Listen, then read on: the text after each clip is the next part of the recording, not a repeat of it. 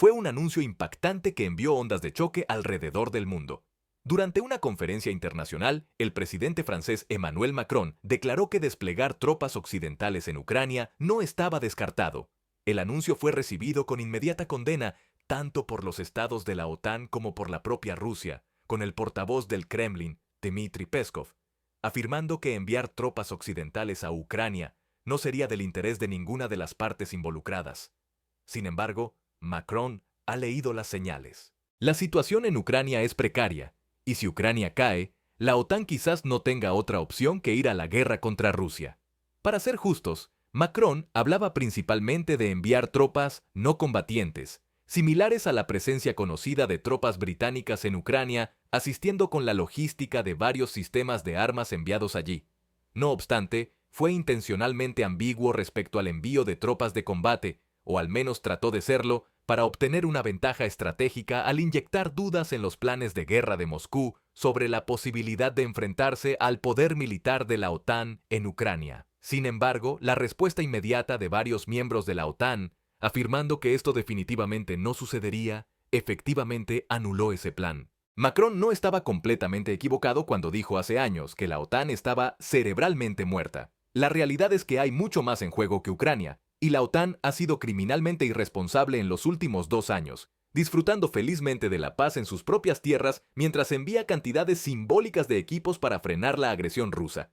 Queda claro que Rusia tiene planes más grandes que solo Ucrania, como evidencia una garantía de seguridad de septiembre de 2021 presentada a los Estados Unidos, donde Ucrania solo se menciona 2 veces, y Rusia pidió detener cualquier nueva membresía en la OTAN y la desmilitarización de Europa Central por parte de la OTAN. El documento tiene puntos razonables, como que cada nación no despliegue armas nucleares fuera de sus propias fronteras. Esa es una concesión que favorece enormemente a Rusia, pero una petición razonable por el bien de no convertir al mundo en un gran LARP de Fallout. Sin embargo, la demanda de que la OTAN desmilitarice efectivamente Europa Central solo favorece a Rusia y tenía la intención específica de intimidar a los países bálticos y Polonia. Los estados bálticos siguen siendo los miembros más vulnerables de la OTAN, con una población de alrededor de 6 millones entre los tres, y siendo difícil de reforzar en caso de una invasión rusa, debido al punto de estrangulamiento causado por el corredor de Suwałki. El corredor es la única franja de tierra que conecta a los bálticos con Polonia, y por ende con el resto de la OTAN, y por la cual las fuerzas de la OTAN tendrían que avanzar para contraatacar la ofensiva rusa. Sin embargo, el corredor está rodeado por ambos lados por Bielorrusia, un estado proxy de Rusia, y Kaliningrado, un enclave ruso altamente militarizado. Si las fuerzas de la OTAN intentan avanzar hacia el norte a través del corredor, serían atacadas por ambos lados con ataques aéreos y de misiles, y la falta de infraestructura hace imposible mover grandes cantidades de tropas rápidamente, especialmente si hay un flujo constante de refugiados tratando de huir de los combates. Empujar el poder de combate principal de la OTAN tan al oeste como Alemania significa que los bálticos y Polonia se sentirían aún más expuestos. Polonia también está en una mala posición defensiva, dado que ocupa una gran franja de la llanura europea. Este es un terreno que favorece a las masivas fuerzas acorazadas de Rusia, que pueden ser tecnológicamente inferiores, pero como ha demostrado la lucha en Ucrania, la cantidad tiene una calidad significativa por sí misma. Luego está Moldavia, que se encuentra en el flanco occidental de Ucrania. La provincia separatista de Transnistria es prorrusa y actualmente alberga entre 1.000 y 2.000 tropas rusas.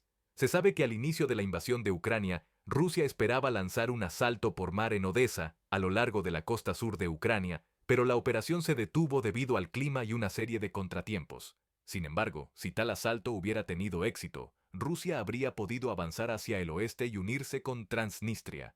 Un asalto a Moldavia habría sido inevitable, todo bajo la apariencia de liberar a los rusoparlantes. Si Rusia gana en Ucrania, tal asalto es igualmente inevitable, acercando las fuerzas rusas al corazón muy vulnerable de Europa. Durante demasiado tiempo, Occidente ha estado feliz e ignorantemente ignorando la amenaza rusa, embriagado de la bonanza de la paz que cosechó cuando Occidente ganó la historia al final de la Guerra Fría. Pero Rusia nunca olvidó la humillación, y la expansión rusa en Europa siempre ha sido una cuestión de supervivencia nacional. La nación se encuentra en el extremo lejano de la llanura europea, y sus puertos navales son fácilmente bloqueables. Restaurar el antiguo bloque soviético agrega un buffer contra cualquier posible invasión europea, como la nación ha sufrido repetidamente a lo largo de su historia, y amplía la capacidad de Rusia para proyectar poder naval más allá de sus propias costas. Pero para todos aquellos que quieren creer que incluso si Rusia gana en Ucrania, eso sería el final, la expansión es también casi ciertamente un asunto existencial. El Estado ruso está en un declive inevitable. La nación está mal diversificada económicamente, con más de la mitad de su PIB proveniente de la venta de combustibles fósiles. Cada vez más, ni siquiera puede vender productos refinados más lucrativos debido a las prohibiciones tecnológicas. Cada vez más, ni siquiera puede vender productos refinados más lucrativos debido a las prohibiciones tecnológicas de Occidente. En cambio, tiene que exportar petróleo crudo de bajo beneficio que otras naciones como India y China refinan y revenden por un beneficio sustancial, combinado con el tope de precios impuesto por la Unión Europea y sus dos principales clientes, China e India, explotando su posición debilitada para negociar fuertes descuentos, la economía rusa inevitablemente se encogerá. En este momento, se sostiene por las reservas estimadas de 312.000 millones de dólares que la nación tenía disponibles al comienzo de la guerra en Ucrania, con 300.000 millones del total de 612.000 millones congelados en bancos occidentales. Esas reservas se agotarán, con algunos como Jeffrey Sonnenfeld de Yale estimando que Rusia podría tener otro año y medio a 2 años restantes. Pero de todos modos, no importa por qué el mundo está haciendo la transición de los combustibles fósiles a la energía renovable, un proceso inevitable que no solo es necesario para estabilizar nuestro clima, sino que también es una prioridad de defensa nacional para muchas naciones. La enorme influencia que Rusia pudo ejercer sobre Europa al comienzo de la guerra en Ucrania, debido a la dependencia del petróleo ruso, fue una señal de advertencia para el mundo. Si no quieres estar rehén de potencias extranjeras que proporcionan tu energía o pueden afectar tus envíos de energía, necesitas producirla de manera doméstica y renovable. Esto significa que en el próximo medio siglo, Rusia podría perder tanto como más de la mitad de su PIB.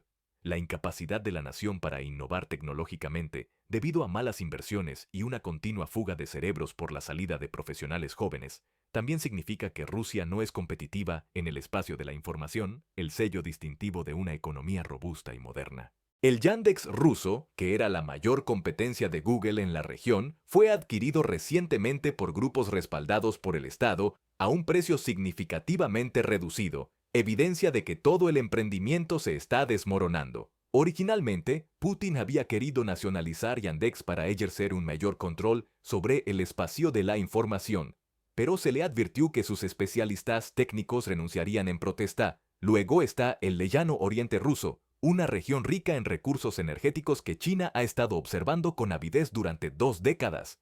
La población rusa étnica allí está disminuyendo rápidamente a medida que los rusos se mudan hacia el oeste, más cerca de Moscú, y están siendo reemplazados por una afluencia de inmigrantes chinos. Las inversiones chinas en la región ahora superan significativamente las inversiones rusas, y la cultura china ha comenzado a desplazar a la cultura rusa, con una agencia oficial de mapas china revelando el año pasado nuevos mapas que nombran territorio chino incautado por el Imperio ruso en los siglos XVII al XIX en sus nombres chinos nativos. La intención es clara. China quiere un gran pedazo de Rusia, y Rusia quizás no pueda evitarlo. Rusia está condenada a convertirse en una economía y potencia global de segundo nivel, pero al igual que los imperios a lo largo de la historia, la expansión territorial podría retrasar o evitar directamente tal desastre. Apoderarse de Ucrania, los Bálticos, incluso Polonia, todas naciones con economías diversificadas e inclinadas hacia la tecnología, podría inyectar al nuevo imperio ruso con el sustento económico que necesita para seguir siendo competitivo y evitar un colapso inevitable. Rusia tiene todos los incentivos para ganar en Ucrania y continuar avanzando, incluso si Europa todavía está demasiado irresponsablemente dormida al volante para reconocerlo. ¿Es esto realista, sin embargo? ¿Cree Putin honestamente que puede continuar su campaña? Solo hay que mirar el estado actual de las cosas tanto en el interior como en el exterior de Rusia. La nación ha comenzado a movilizar su industria para la guerra. En octubre de 2023, Putin creó un nuevo consejo militar que supervisaría la industria nacional y tenía el poder legal para dirigir industrias específicas e incluso tomar control de sus presupuestos para asumir un papel directivo. Mientras que los trabajadores de la industria de defensa ya se habían trasladado a turnos de 24 horas desde el verano, una nueva legislación también permitió que se cancelaran las vacaciones de los empleados o se les impusiera horas extras. La Duma estatal también anunció legislación que permite al gobierno confiscar los activos de cualquier empresa que termine sus operaciones en Rusia.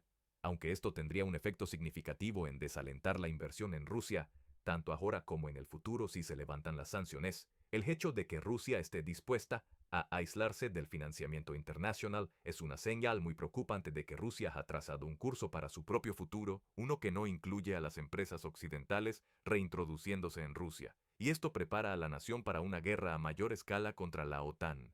Para empeorar las cosas, Rusia ha medido a la OTAN y la ha encontrado gravemente deficiente. A pesar de que las economías y el poder militar de la OTAN superan enormemente a Rusia, la alianza ha fallado completamente durante 2 años en detener la agresión rusa dentro de Ucrania. La alianza entera ha fallado en enfrentar directamente la agresión de Putin, con líderes de la OTAN evitando confrontar las hostilidades descaradas de Putin y autodeteniéndose de proporcionar la ayuda militar que Ucrania necesita desesperadamente. Solo naciones como Polonia, directamente en la línea de fuego de una futura guerra con Rusia, han tomado la situación lo suficientemente en serio como para enviar cantidades significativas de ayuda. La ayuda que se ha proporcionado ha sido a cuentagotas, siempre negociada a la baja de lo que se propuso originalmente por miedo a provocar a Rusia, y entregada en ráfagas impredecibles que dejan a Ucrania incapaz de coordinar su campaña militar. Si Ucrania no sabe cuándo llegará el próximo envío de ayuda y qué traerá, simplemente no puede permitirse llevar a cabo campañas decisivas y arriesgar perder equipos que podrían no ser reemplazados. La respuesta flácida de la OTAN a la agresión rusa ha demostrado a Putin que puede, de hecho, intimidar a la alianza militarmente superior, pero también ha expuesto una debilidad significativa que 30 años de dominio en conflictos de baja intensidad en África y Medio Oriente han ocultado. La industria de defensa de la OTAN es abismal. La alianza produce rutinariamente armas verdaderamente de primera clase. Los ingenieros rusos matarían a sus propias abuelas por tener acceso al Storm Shadow, el F-35 o los submarinos diésel eléctricos alemanes. Pero las industrias de defensa occidentales son básicamente artesanales en comparación con el coloso ruso. Rusia podría producir equipos que habrían sido impresionantes en la década de 1980 en comparación con la tecnología UFO inversa de la OTAN, pero eso no importa cuando las reservas de la OTAN se agotan en cuestión de semanas de combate, o cuando no pueden enviar tanques a Ucrania y establecer una reposición de tanques a largo plazo porque sus industrias no pueden producir reemplazos lo suficientemente rápido. Se cree que la industria rusa está creando unos 400 tanques nuevos al año, con muchos más siendo renovados de reservas menguantes pero aún significativas. Mientras tanto, los EE-U producen solo 120 ABB al año, y el Leopard es verdaderamente una especie en peligro, con unos 50 tanques producidos al año y 60 a 70 modernizados al año. La situación para Alemania es tan mala que le tomará años a la nación modernizar y equipar completamente sus propias fuerzas acorazadas. A este ritmo, con la movilización de su industria, Rusia está lista para expandir dramáticamente la producción y renovación de tanques. Mientras tanto, Occidente básicamente está creando niveles artesanales de armas, con cada tuerca y tornillo cuidadosamente elaborados a mano por maestros artesanos que viven en retiros montañosos. Y aún así, solo cuando las musas los golpean con inspiración. Rusia, por otro lado, está produciendo tanques que pueden ser inferiores pero en cantidades suficientes para lograr la estrategia preferida de Rusia de la victoria mediante la absorción literal de cada bala y misil antitanque hasta que te quedes sin munición. La nación tiene una increíble tolerancia al dolor, sufriendo casi 100.000 bajas mortales estimadas en 2 años de lucha, más de lo que EE-U sufrió en 20 años de lucha en Vietnam. Europa ha estado despertando lentamente al hecho de que una victoria rusa en Ucrania resultaría en que Rusia tenga el ejército terrestre más grande y experimentado de Europa, capaz de aprovechar la mano de obra adicional ucraniana, y con una industria y sociedad que ya ha sido movilizada completamente para la guerra. A pesar de que hace 20 meses Macron de Francia afirmó que Rusia no debe ser humillada, hoy está entonando una melodía diferente y tratando de obligar al resto de Europa a despertar y actuar antes de que sea demasiado tarde. Sus temores están bien fundamentados, también con los retrocesos ucranianos en el frente con Rusia. Estos retrocesos son el resultado directo de dos factores: la incapacidad de Europa para abastecer adecuadamente a Ucrania y el estancamiento de la ayuda estadounidense a la nación. La escasez de proyectiles llevó directamente a la caída de Bakhmut y más retrocesos, y hoy las fuerzas ucranianas, una vez más, tienen que racionar cuidadosamente su munición. Mientras tanto, Rusia ha importado millones de rondas del extranjero y ha aumentado significativamente la producción nacional. Europa, por otro lado, no cumplió con más del 50% de las millones de rondas prometidas en 2023, aunque ha liderado el esfuerzo en la CUE para revocar la prohibición de comprar proyectiles extranjeros. Y la UE ahora busca comprar suministros de Europa. La legislación sobre proyectiles que alguna vez mandó que los proyectiles solo se adquieran dentro de la CUE es un ejemplo principal de la actitud egoísta, cortoplacista e irresponsable de Occidente. Mientras Ucrania está atrapada en una lucha por su supervivencia y una guerra que definirá la futura lucha por Europa, la CUE está más interesada en continuar impulsando su propia economía. Europa ha priorizado su propio bienestar económico durante décadas, y las acusaciones de Putin de que los europeos eran débiles e incapaces de tolerar el dolor han demostrado ser ciertas. Mientras tanto, los Estados Unidos han contribuido a asegurar los fracasos actuales de Ucrania. Simpatizantes de MAGA dentro del Congreso estadounidense han continuado obstaculizando la legislación que proporcionaría niveles de apoyo militar que podrían ganar la guerra para Ucrania. El presidente de la Cámara de Representantes de los Estados Unidos, Mike Johnson, ha rechazado repetidamente presentar a votación un proyecto de ley que proporcionaría tanto fondos para Ucrania como para la seguridad fronteriza, y el amplio consenso, incluso entre otros republicanos cada vez más frustrados con MAGA, es que solo lo está haciendo para dar municiones a la campaña presidencial de Donald Trump.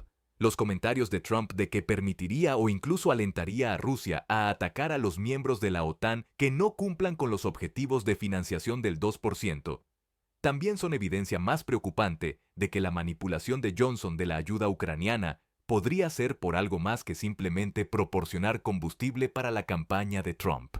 El resultado final es que Putin ahora está más seguro de que, dado un triunfo republicano en 2024, podría tener la palanca para continuar su guerra más allá de Ucrania, incluso hasta la propia OTAN. Trump ha declarado repetidamente sentimientos al efecto de que retiraría a Estados Unidos de la alianza, y hay pocos que creen que una presidencia de Trump estaría dispuesta a cumplir con los compromisos del artículo 5 de la OTAN ante un ataque ruso en los Bálticos o Polonia. La oscura realización de que América, el verdadero eje de la OTAN, ya no es un aliado confiable, ha enviado ondas de choque en todo el mundo. Ha socavado los esfuerzos estadounidenses no solo en Europa, sino también en el Pacífico. Socios del Pacífico como Japón, Corea del Sur y Australia cuestionan la fiabilidad de América en la defensa contra la agresión china. Esto ha ayudado a galvanizar a algunos en Europa para tomar más en serio el asunto ruso y dado a Macron motivo para pensar que puede llegar el momento en que las potencias europeas necesiten luchar contra Rusia dentro de Ucrania o arriesgarse a hacerlo en sus propias fronteras. El dividendo de la paz de la Guerra Fría ha llegado a su fin. Ahora, depende de Occidente decidir qué guerra luchar, la actual en Ucrania o una futura en el corazón de Europa contra una Rusia mucho más fuerte.